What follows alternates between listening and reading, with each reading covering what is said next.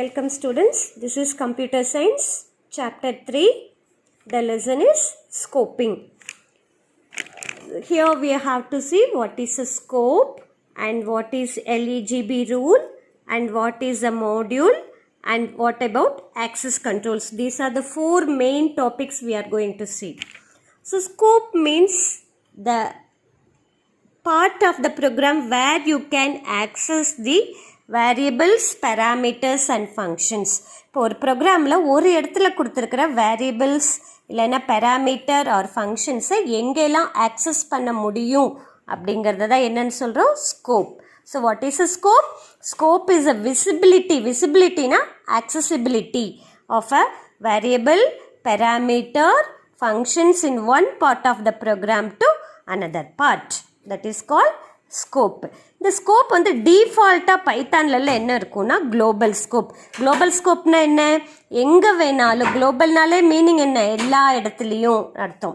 So global scope அப்படின்னா அந்த எந்த வேரியபிள்ஸ் எல்லாம் குளோபல் ஸ்கோப்பில் இருக்கோ, ஃபங்க்ஷன்ஸ் எல்லாம் குளோபல் ஸ்கோப்பில் இருக்கோ அதை வந்து எல்லா இடத்துலையும் நம்ம ஆக்சஸ் பண்ணிக்க முடியும்.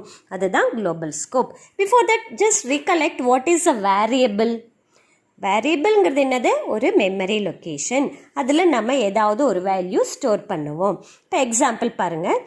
இப்போ எல்லாமே நம்ம கொடுக்குற எல்லா டேட்டாஸும் என்ன ஆகும்? ஒவ்வொரு மெமரி லொக்கேஷனில் ஸ்டோர் ஆகும். ஒவ்வொரு மெமரி லொக்கேஷனுக்கும் அட்ரஸ் இருக்கும். அதை ஐடென்டிஃபை பண்ணுறதுக்கு அட்ரஸ் இருக்கும். நம்ம ரெஃபர் பண்ணுறதுக்கு அதுக்கு ஒரு நேம் கொடுப்போம்.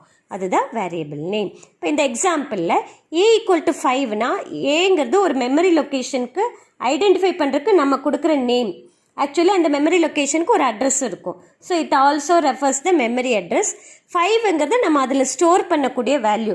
ஸோ இதை என்னன்னு சொல்லுவோன்னா object. So this is called mapping. இந்த மாதிரி ஒரு வேரியபிள் நேம்க்கு ஒரு ஆப்ஜெக்டை நம்ம அசைன் பண்ணுறோம் இல்லையா, ஒரு வேல்யூவை அசைன் பண்ணுறோம் இல்லையா, that is called mapping. So what is mapping? The process of binding a variable name to a object is called mapping. Objectங்கிறது nothing, it's a value, that's all. So the process of binding a variable name to an object is called mapping. Then ப்ரோக்ராம்லலாம் ஒரு list maintain பண்ணும். டிக்ஷனரியில் மாதிரி, டிக்ஷனரியில் எப்படி நேம்ஸும் வேறு words அதனோட meaning இருக்கும் இல்லையா, அதே மாதிரி ப்ரோக்ராமில் வந்து நேம் ஸ்பேஸ்னு ஒன்று இருக்குது. It is a container which maintains the variable names அந்த ஆப்ஜெக்ட்ஸ் மேப்டு. என்னென்ன வேரியபிள் நேம்ஸ் ப்ரோக்ராமில் யூஸ் பண்ணியிருக்கு, அதுக்கு என்னென்ன வேல்யூ மேப் பண்ணியிருக்கோம், ஆப்ஜெக்ட் மேப் பண்ணியிருக்கோம், அந்த லிஸ்ட்டை மெயின்டைன் பண்ணுறது தான் namespace. So what is namespace? Namespace is the container which keeps track of the variable names mapped the object. What are the இது எதுனால இதை வச்சு என்ன யூஸ்னா, இப்போ நீங்கள் A=5ன்னு கொடுத்துட்டு பிரிண்ட் பின்னு கொடுத்தா அந்த பிங்கிற வேரியபிளே இல்லை, நாட் டிஃபைன்டுன்னு எரர் காமிக்கும். ஸோ இதை வந்து அந்த லிஸ்ட்டை வச்சுட்டு அதை ரெஃபர் பண்ணி it can use it for displaying the error if you are trying to use any variable which is not defined in the program. That is the use of namespace. Good you understand students? Now இப்போ A=5 அப்படின்னா என்ன ஆகும்? ஏங்கிற வேரியபிளுக்கு 5ங்கிற object assign பண்ணிடும். தென் see the அடுத்த next example. B= என்னன்னா என்ன? B=A அப்படின்னா ஏ எதுக்கு அசைன் பண்ணியிருக்கோ அதே இதே பியும் பாயிண்ட் அவுட் பண்ணும். So AB refers to the same memory location. Then A=3னா நீங்கள் என்ன பண்ணுறீங்க? ஏவை வந்து வேறு மெமரி லொக்கேஷனுக்கு மேப் பண்ணுறோம், வேறு வேல்யூ மேப் பண்ணுறோம். A is referred as 3. So this is the example. B வந்து அப்படியே தான் 5 தான் இருக்கும். Understand students? This is called mapping. Then life டைம்னு ஒரு கான்செப்ட் நீங்கள் இருக்கும். லைஃப் டைம்னா என்னென்னா, த டியூரேஷன், ஒரு வேரியபிள் கொடுத்துருக்கோம் ப்ரோக்ராமில், அது வந்து மெமரியில் எவ்வளோ டைம் இருக்கும், the duration of a variable that is alive in memory is called lifetime of a variable. What is lifetime?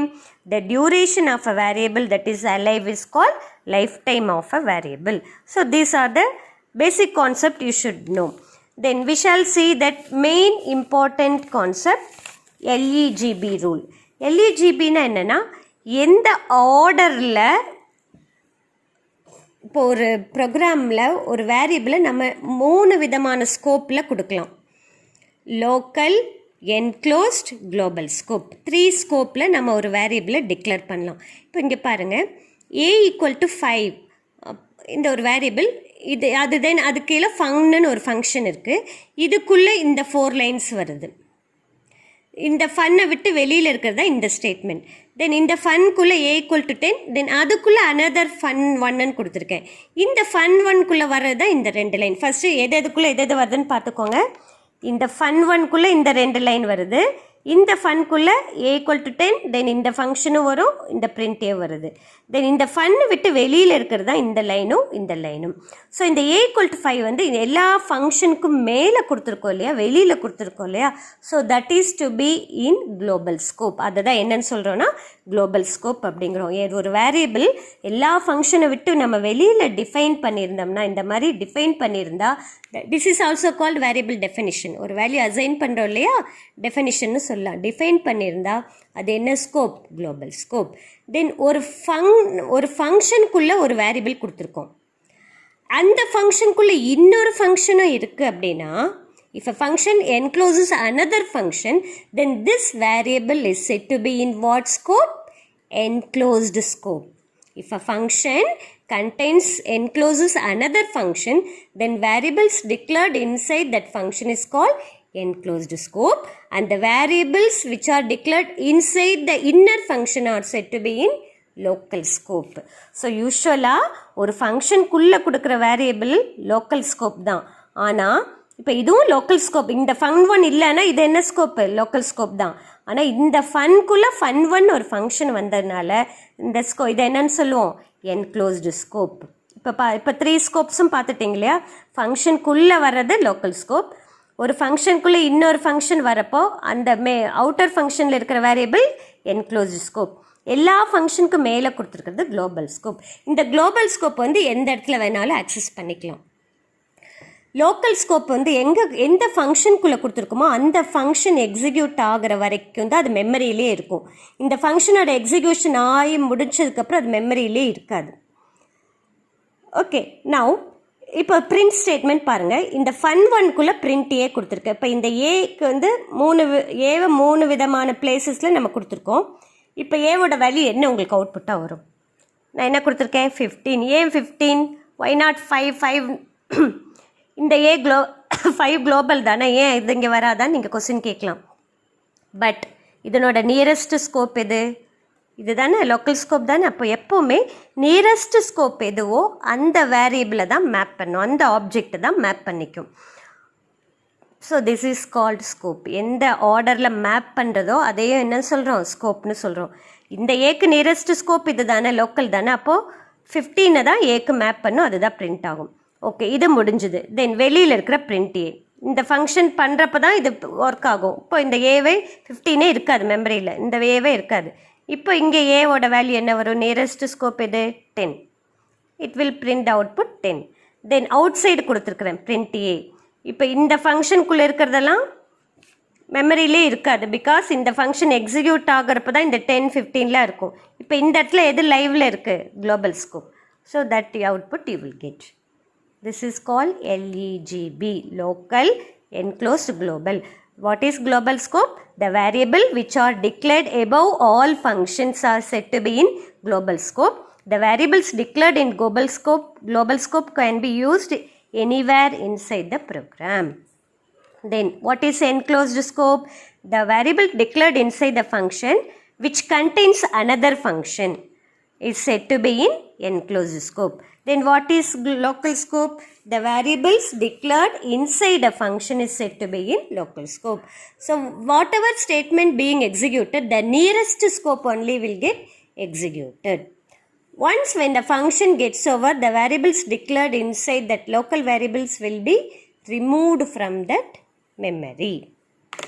Then what is built-in? B for built-in function என்னன்னா, சில usually modules ஃபங்க்ஷன்ஸை வந்து தனியாக create பண்ணி ஒரு library ஃபைலில் store பண்ணிடுவோம், compile பண்ணி. அப்போது நமக்கு எப்போ அந்த கோடிங் வேணுமோ அதே சேம் டைப் ஆஃப் கோடிங் வேணுங்கிறப்போ நம்ம என்ன பண்ணலான்னா அந்த ஃபங்க்ஷனை மறுபடியும் எழுத வேண்டாம். Just we can get from the library function. So what is built-in function?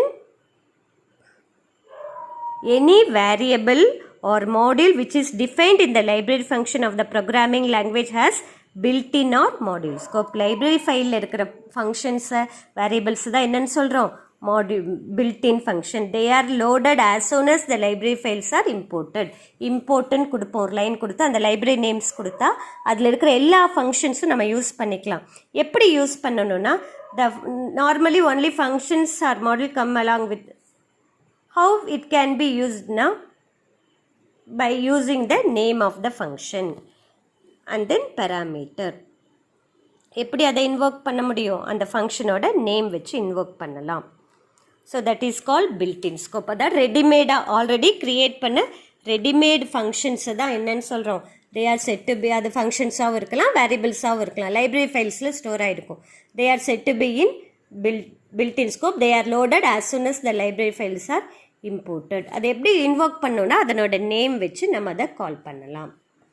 Then if we want we can say parameter. இப்போ நம்ம பார்த்த இந்த எக்ஸாம்பிளில் ஒரே ஃபங்க்ஷன் என்ன பண்ணியிருக்கோம், நிறைய மாடியூலாக க்ரியேட் பண்ணியிருக்கோம்ல. இது ஒரு மாடியூல், இது ஒரு மாடியூல். இந்த மாதிரி ஒரு ப்ரோக்ராமை தனித்தனி மாடியூலராக பிரிக்கிறோம் இல்லையா. மாடியூல்னால என்னென்னா it is a part of a program.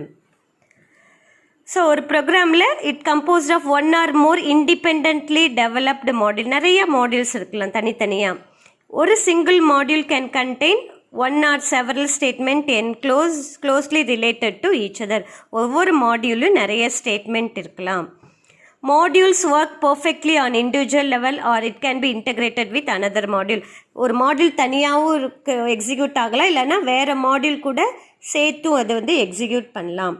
A software program can be divided into modules to ease the job of programming and debugging as well.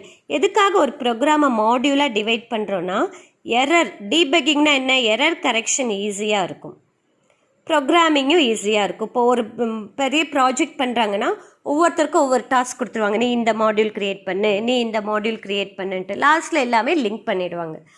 அப்போ யார் ஏதாவது மிஸ்டேக் வந்ததுன்னா அவுட்புட்டில் அந்த பர்டிகுலர் மாடியூலை மட்டும் கரெக்ட் பண்ணால் போதும். So modular programming enables programmer to divide up the work and debug the part of the program independently. Examples of modules என்னென்ன, ப்ரொசீஜர்ஸ், சப்ரூட்டீன், ஃபங்க்ஷன்ஸ், இது எல்லாமே மாடியூல்ஸ்னு சொல்லுவோம். மாடியூலோட characteristics, it's a 5 mark question. Modules contain instructions, processing logic and data. ஒரு மாடியூல்குள்ளே என்னென்ன இருக்கும், இன்ஸ்ட்ரக்ஷன்ஸ் இருக்கும், அதில் வந்து ப்ராசஸிங் லாஜிக்காகவும் இருக்கலாம், டேட்டாவும் இருக்கலாம். Then modules can be separately compiled and stored in a library. தனியாக கம்பைல் பண்ணி ஒரு லைப்ரரியில் ஸ்டோர் பண்ணி வச்சுக்கலாம். So that they can be included in the program. Module segments can be used by invoking. எப்படி இன்வோக் பண்ணலாம், by name and some parameter. வேணும்னா parameter கொடுக்கணும். அந்த மாடியூலோட நேம் வச்சாலே அதில் இருக்கிற கோடிங்கெல்லாம் எக்ஸிக்யூட் ஆகிடும். Module segments can be used by another module. ஒரு மாடியூல்லேருந்து நம்ம இன்னொரு மாடியூலை கால் பண்ணிக்கலாம். ஸோ இதெல்லாம் கேரக்டரிஸ்டிக்ஸ் ஆஃப் த மாடியூல். மாடியூல்குள்ளே என்னென்ன இருக்கலாம், இன்ஸ்ட்ரக்ஷன்ஸ், ப்ராசஸிங் லாஜிக், டேட்டா இருக்கலாம். Then they can be separately compiled and stored in a library. Then எப்போ வேணாலும் அதெல்லாம் we can include into the program. It can be invoked by using the name and parameters. Then module segments can be used by another module. Then இந்த modular ப்ரோக்ராமிங்கோட advantage உங்களுக்கு கொடுத்துருக்கு புக்கில். That is less code to be written. So that ஒரு தடவை compile பண்ணால் அதே coding எப்போல்லாம் வேணுமோ நம்ம அந்த மாடியூல் நேம் கொடுத்தாலே போதும், திருப்பி அதனோட கோடிங் எழுத வேண்டாம். So less code to be written. The single procedure can be developed for reuse, eliminating the need to retype the code many times. நிறைய டைம் நம்ம அதே கோடிங் எக்ஸிக்யூட் ஆகணும்னா நம்ம திருப்பி டைப் பண்ண வேண்டாம், அந்த மாடியூல் நேம் கொடுத்தாலே போதும்.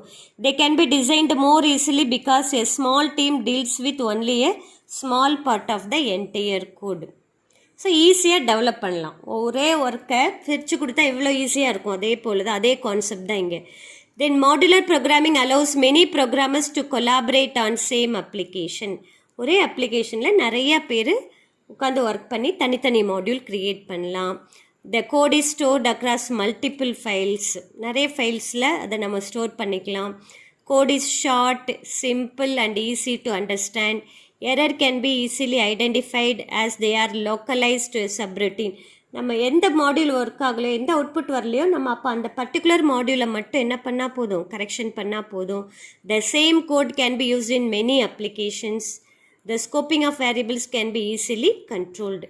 இது வந்து it is also 5 mark question, benefits of modular programming. The next topic what we have to see is access control. Access control na enna, it is a security technique that regulates who or what can view or use the resources in a computing environment.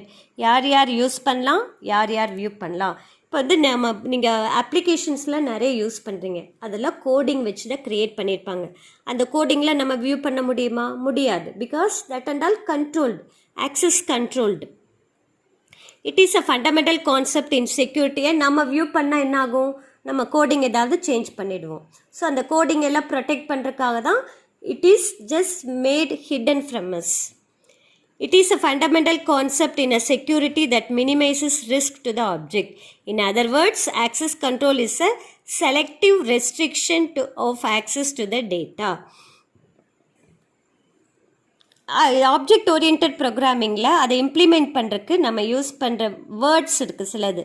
They are called access மாடிஃபையர்னு சொல்லுவோம். அந்த access modifiers என்னென்னா பாருங்கள், இதெல்லாம் தான் access modifiers. Private, protected, public. These are called access modifiers.